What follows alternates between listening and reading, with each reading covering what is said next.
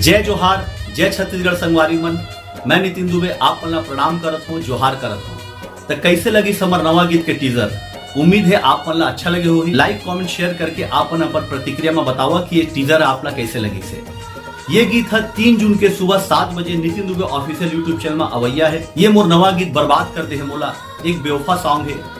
और ये गीत ला हम लॉकडाउन में बहुत ही मेहनत करके बनाया है। बहुत मेहनत से ये वीडियो बनी से आपन जानत हो कि लॉकडाउन में शूट करे बर कतका मुश्किल के सामना करना पड़ते।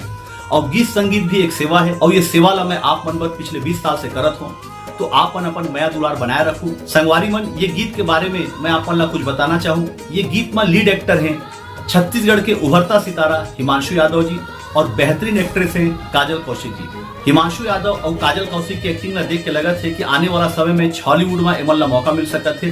और ये पूरा गीत के जो निर्देशन है वो हिमांशु वीडियो वर्ल्ड के द्वारा किए गए थे। और ये पूरा प्रोजेक्ट के निर्माता है श्री बजरंग दुबे जी। और ये पूरा गीत है Nitin Dubey official YouTube channel में 3 जून के सुबह 7 बजे अवैया है। तो भैया ज्यादा से ज्यादा इला शेयर कर देव ताकि सबो संगीत प्रेमी मन ला पता चल सके, मोर फैंस मन ला पता चल सके कि मोर नवा गीत 3 जून के आने वाला है। और अगर अभी तक हमारे चैनल ला सब्सक्राइब नहीं करे हुई है भैया तो लाल बटन दबा के सब्सक्राइब कर देव और 3 जून के सुबह 7 बजे देखे बार जल भुलाहू बर्बाद कर दे मोला। जय जोहार।